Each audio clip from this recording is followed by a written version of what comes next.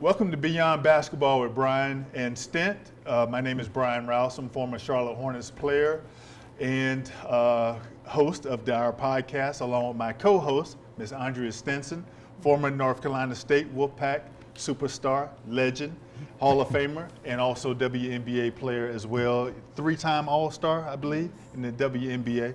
We're here with a special guest, Miss Sybil Lynch Newman. Everybody knows her as Sybil. And then my good friend, longtime friend, Mr. Malcomb Coley, who's a big-time entrepreneur here in Charlotte with Ernst & Young, a partner with Ernst & Young accounting firm. So we'll talk about, I want to talk about with Malcomb, especially since this is kind of a sports podcast, about athletes and their finances. One of the first things that athletes do usually when they sign a contract is they want to take care of mama, daddy, get in the house, cars, and things like that. What would you suggest to a lot of athletes, especially these days with the money they're making when they initially start out? Well, first of all, thanks for having me. Appreciate it. It's a great question, because we continue to see and read about these athletes in the number of years after they leave the league. Then many of them are bankrupt or they're filing for bankruptcy. So first of all, I would say they need to get a really good financial advisor. But equally important, not only having a financial advisor, they need to take some finance courses themselves. Instead of relying on someone else, understanding what they're doing with their money, and then really, managing their own money. You get some of these athletes, and they don't even write their own checks. They have someone else writing their checks, and so you never know who they'll write them to, where they're going, and things of that nature. So I would say, one, they got to do a much better job of financial literacy amongst themselves, and then really having someone that they can rely on, and then just staying very close to their finances. Right. Yeah, you hear a lot of stories, and it's amazing how many athletes you hear these days on different podcasts talking about the fact that they just gave all authority to their financial advisors or friends or whoever it might be to just do whatever they want to with their own money, and then they'll say, well, we just focus on playing, but obviously you can't do that. That's when you run into a lot of problems, Sib, in the music industry, I've watched this show called Unsung, where you see a lot of former musicians and music groups. Seems like they come into a lot of the same problems where, they have success early on with their music, and then they end up breaking up because of finances. It might be one of the group members that wants more money, or the record company is taking too much money. Talk to us about that a little bit, and the things that you've seen in the music industry. Well, it's funny because what you said is very similar to what happens with athletes. Oftentimes we're so excited, we just want to be in the game. We just want to be doing music, or we want to be doing sports. We want to be doing what we've desired to do. However, we've not taken the steps that we need to be able to plan accordingly. Right. And so one of the, when you talk about unsung, I remember someone asked me one time, said, why didn't they do an unsung on you? I said, I don't have enough drama. I don't have enough drama. Thing, right? And I never got caught up in drugs, and that was not my thing. I never did anything crazy with my funds. I was always really intentional with what I earned. And I tell people, I said, I made a whole lot of money for a lot of people. I made a lot of money for myself, but I made a lot more money for other people. And had I known what I know now, I would have been more astute, and I would have taken advantage of a financial planner. Right. But one thing that I remember I heard Oprah say, she said, sign your own checks. Yep. And the funny thing, I realized that was important, because at the end of the day, I didn't have a scapegoat for my mess. If I messed up, it was my mess. Yeah. And that's one of the things I think a lot of artists, there's such a desire to be in it, they don't plan accordingly. Yes, it's okay to buy a house for mom and a car. It's okay to do those things, but take care of the priorities, which is you. Right. Because once you don't have anything, then they inevitably won't have anything either. That's right. And so I see it. You can get consumed and caught up. But I would say I was joked about, I said, I'm hearing a basketball podcast and I'm going, wait a minute, what do I love about basketball? My friends. I play the game. Beyond basketball. Beyond basketball, right? Beyond basketball. And I love that, but I love to see my friends who are beyond basketball doing things that they love too. And that's important, because you set yourself up to do it. You prepared yourselves. Yeah, and Brian, if I could just add in, and one of the things about athletes, they make a lot of money in a very short period of time, and their mindset, they haven't matured. Yeah. They're 19, 20, 21, 22, and most of them make all this money in 5 to 6 years. It's probably the life cycle of an NBA player or football player. Yep. But by the time they retire, at best they're maybe 30, late 20s, but then they have 50 years plus to live, and they just haven't planned. But the mindset that they have is that when they're making this money when they're 25, 26, that they're going to continue to make it for the next 20, 30 years. It doesn't happen. Whereas us in corporate and entertainment, we do this for 50 years. Right. So we don't make as much as they do in their first 5 or 6, but we make good money for 50 years, and so by the time we get to retirement, we've it's been spread out, and so we And have a backup plan. Let me just go there. Let's be very clear. My nephew played college basketball, and he's now an assistant coach. But when they wanted him to stay, I said, okay, but they're going to pay for your MBA. They want you to stay and play, you're going to get. So he had his MBA by 23, and so now I'm really proud of him because he was very intentional, and I think that's important because let me say, although I'm an artist, I'm also a college advancement officer, and I work with marginalized groups of people, of young men and women who have a desire to do more, but they don't know what that looks like. And so to me, my parents sent me to college, paid for me to go to college. Music was what I loved. It's something I'm naturally good at. However, my backup plan was the fact that I took the time to educate myself on the things that I knew could bring me some success outside of music. That's right. That's right. Beyond music. It's already tough enough to make it in your profession. That's right. It's the odds are 1 in whatever it is to make it there. Especially also being an athlete, of course, we know that that's very difficult to do. So I always tell young kids when I talk to them, you have 30 NBA teams, so that's 15 members on a team, 450 jobs in the world that do this particular profession. And then not only that, it's not like the whole 450 are changing every year. So really you only have about 30 new jobs every year. So the odds of you making it to that point is very, very difficult. So yes, definitely have plan B and C, That's right. to be honest with you. STINT, same thing, you see it in the WNBA. The salaries are not as big as NBA players. So that you see those girls now are obviously, been doing it for a long time. They'll play in the WNBA for their season, and then a lot of them are going overseas to play. Did you find that those girls, or most of the girls that you've known, are doing a pretty good job as far as saving their money, especially since they make a lot less? Well, I think that WNBA players, they look at it as, I may not make it overseas. So when they're playing in the WNBA, they're conscious of what they're doing and how they're doing their money, how they're making their money, how they're spending their money, where it's coming from. Because a lot of them don't like to go overseas. So when you love the game and play, but you just don't want to leave the country to go play. Back when I played, that's what we did because that's all we had to do. They now have a choice. So with the money that they make in the WNBA, they take care of it now. They take care of it and they're conscious of it. This NIL stuff, for these newer players, they're making money.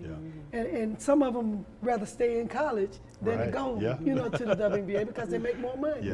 But they know now that they're gonna have to save that, be able to put that away, and live off the WNBA money, or vice versa.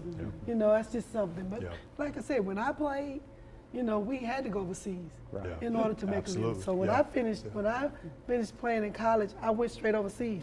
I didn't finish my education. I went overseas because I know my playing time was short. So I went, and when I finished in the summer, I would come back and I would take classes here and there so I could finish.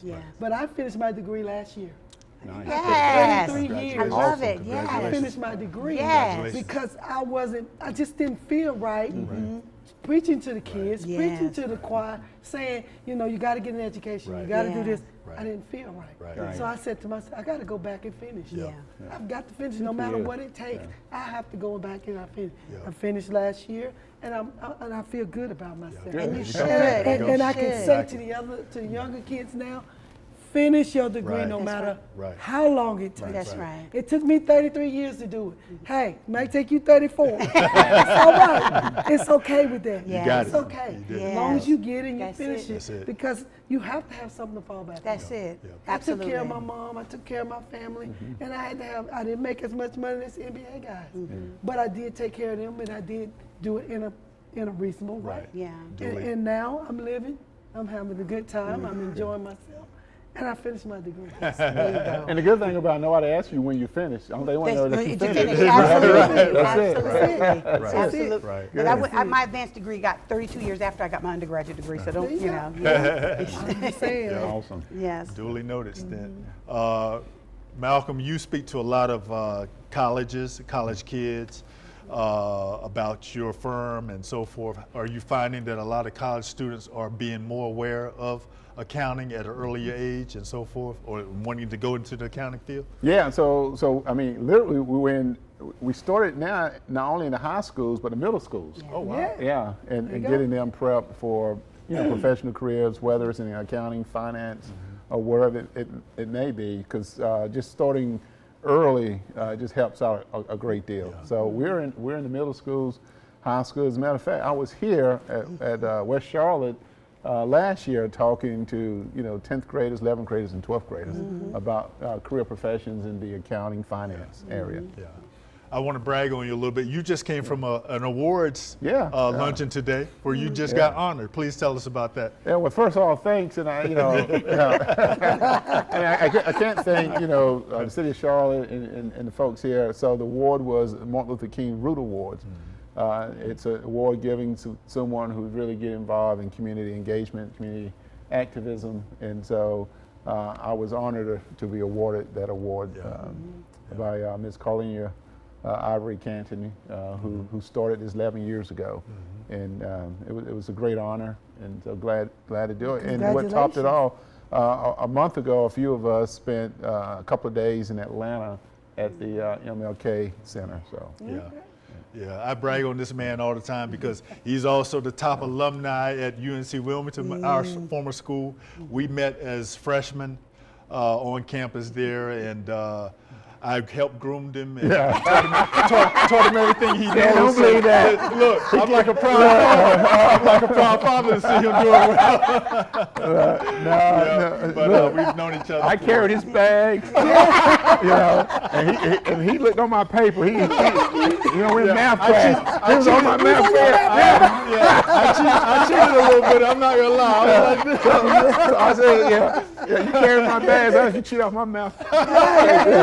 Yep. And see, let's go back to you real quick on your music career. How did you get started? And did you know right away that you wanted to be a professional singer at that time? I absolutely did not want to be in music. I was planning on being an attorney.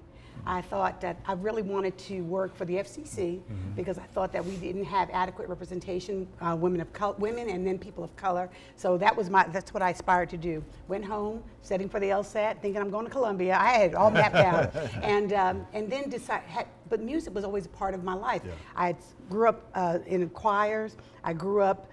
Family members sing. My cousin Maxine is an original member of the group In Vogue, and so we come from a singing family. Yeah. My other cousin was part of Pieces of a Dream. So music, I grew up with music, surrounded by music, but I also grew up with a love and a thirst for community activism because my mom was part of Women Active in Community Affairs.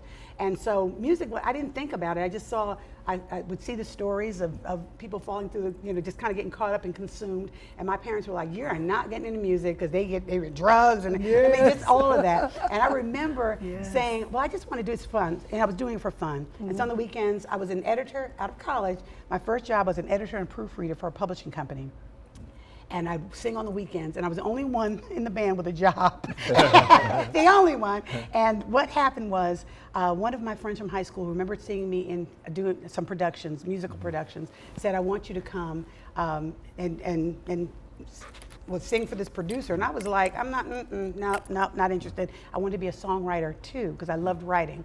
And so I said, I'll write. So he tricked me into coming to a studio, said that he had a girl group that he wanted me to write a song for.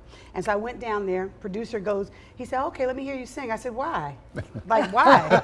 Why do I have to sing? I'm just gonna write the song. And he said, and he looked at Mike and he said to Mike, he said, she doesn't know why she's here, does she? And I was looking at like, what is this all about? Yeah. So needless to say, me being a Jersey girl and kind of had a little something edge on me, when he said, you must not be able to sing, I said, what? He knew how to And so I needless to say, the first song, my first record ever was a song that they had done and couldn't sell. And the label was Next Plateau out of New York. Eddie O'Loughlin said, if you get a singer on it, I'll listen to it again. I did the demo for them, brought it in, and he said, I like the song now and I like the singer. And that's how I got a deal. Oh, wow. And never ever, and I worked, let me just say this, I worked for the first 3 years of having a record deal. I still worked. I still worked Awesome. because I was like, I'm not this. Yeah. I don't know if this gonna last. You know, I didn't know. It was rookie season, okay, so to speak. And so, needless to say, that's how it started for me. And then I just kind of availed myself to opportunities that met me at the door. Yeah. I started traveling in 1987. I got my first tour off of one record. And ended up having a love for the UK. They had a love for me, and I said they had a love for me because they were willing to pay me to come. And so that's how it started. It's just, and let me say, I think when you talked about not being willing, I grew up in a time when I didn't have any option. I had to go where they were courting me and where they were providing for me. And so I think that's the difference now. I think younger people now are more willing than during our generation, because they were like, you going over there? I would hear that. Right. So I understand that.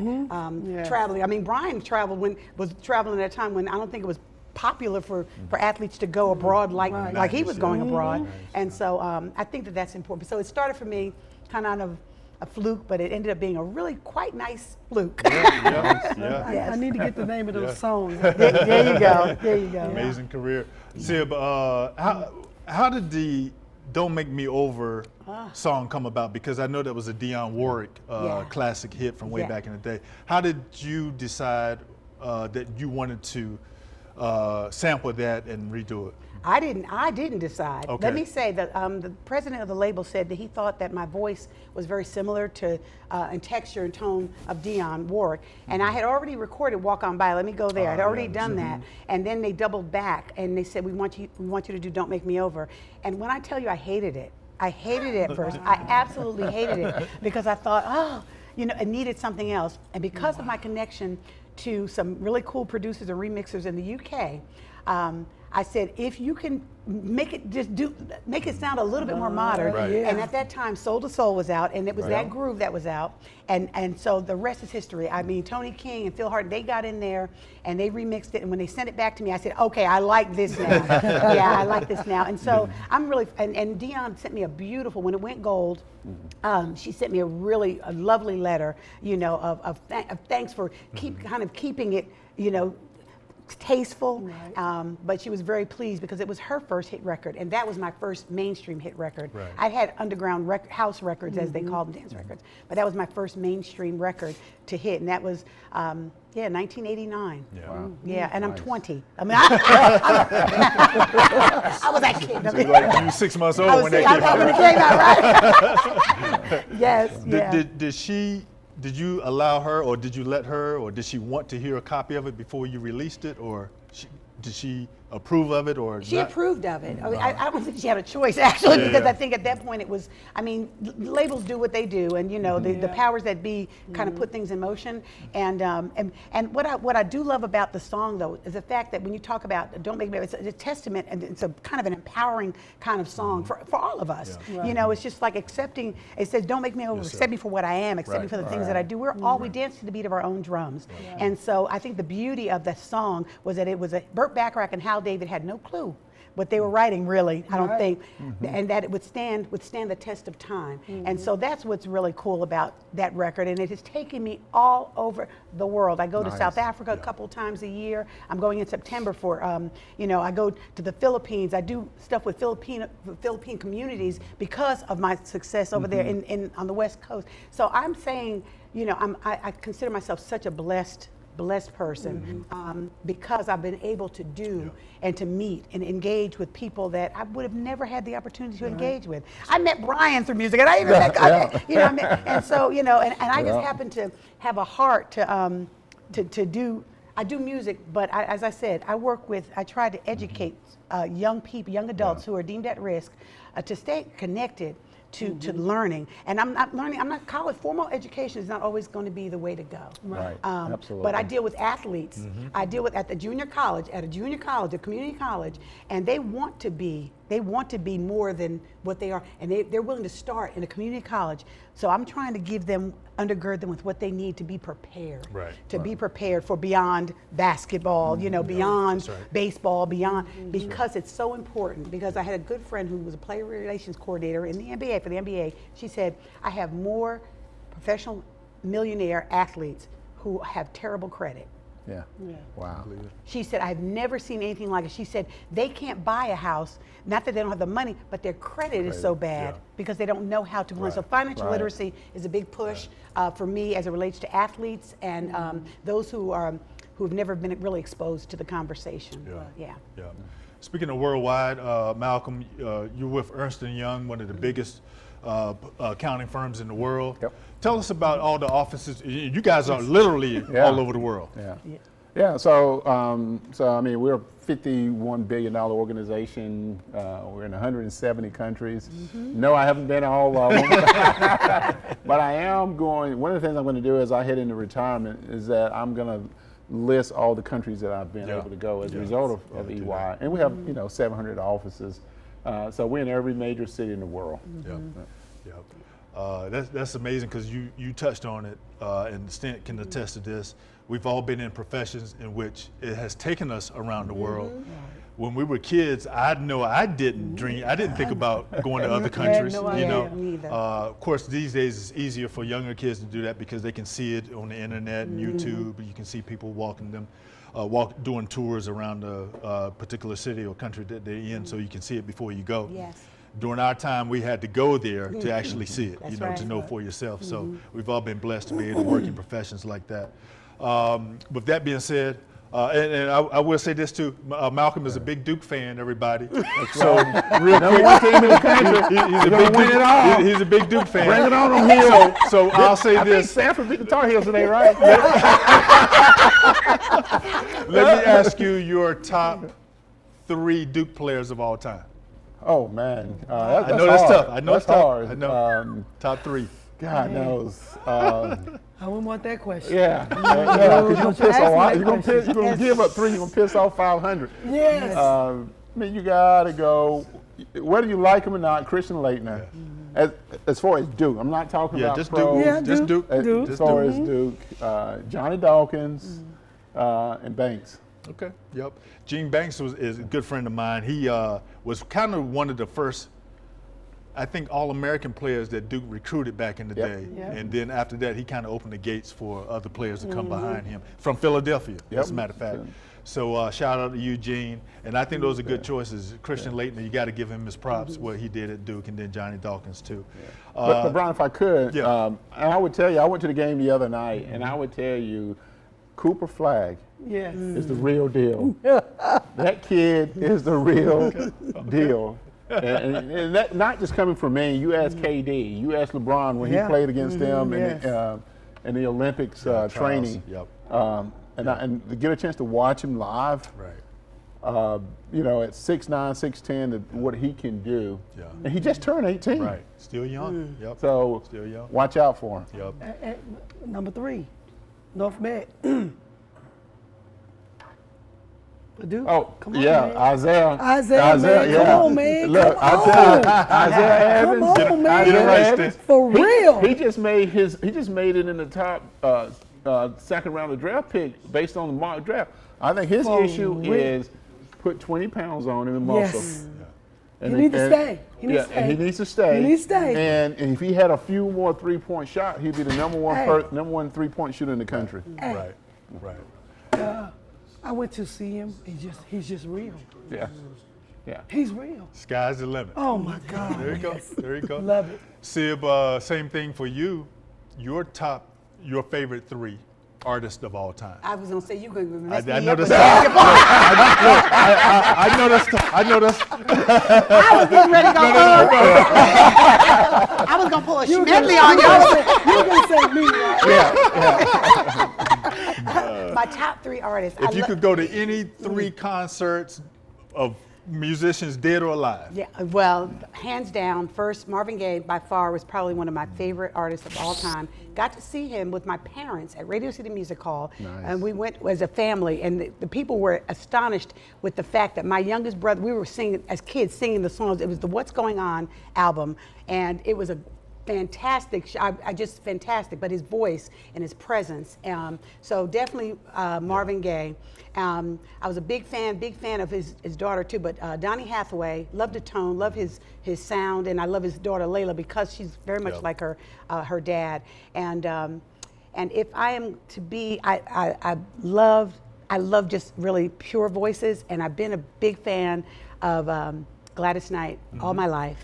And so, and just because they're very distinct. Yeah. There was a time when you could distinguish who was singing what. Aretha, you knew it was Aretha. Right. You know, you knew Gladys was Gladys. You knew that Patty was. You knew who they were. And now today, that's what I miss about about the olden days, is that the artists of yesteryear, you knew who they were. I could hear a Johnny Mathis song because my parents listened to and know that that's Johnny Mathis. You know, and so, but nowadays it's like you can't. So those are the 3 that I would just, you know, and then add Layla because I like her daddy.